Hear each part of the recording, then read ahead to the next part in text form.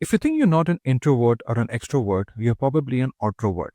Have you ever walked into a party, smiled, mingled, and even had a good time, but still felt like you were watching life from just outside the glass? Like you can fit in anywhere, yet don't fully belong anywhere. There's a word for that feeling, and it's suddenly everywhere online. So, Otrovert describes people who feel like permanent outsiders even when they're surrounded by others. Unlike introverts who recharge alone or extroverts who recharge with people, Introverts feel mostly alive when they're engaging with their own thoughts and inner ideas. They're often social, funny, and even are great conversationalists, but they don't strongly identify with any group, label, or tribe. They can join the crowd, but they never fully merge with it. Now, how to identify if you are an introvert or not? So, introverts usually prefer deep one on one conversations over loud group plans.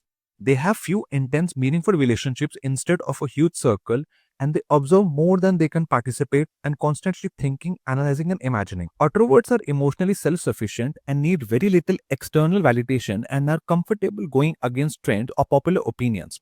Many show high creativity and originality because they're not busy trying to fit in and they're actually busy thinking for themselves. And how does an introvert become different from an introvert or an extrovert? See, introverts gain energy from solitude, extroverts gain it from social interaction.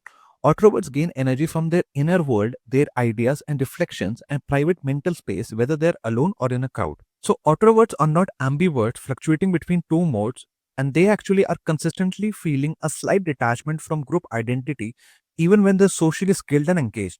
Think of them as the friendly outsider who is present, connected, but never fully off the group. And why does this label of introverts matter so much? See, for many people, discovering the idea of introvert feels like having finally a name for a lifetime of quiet disconnection.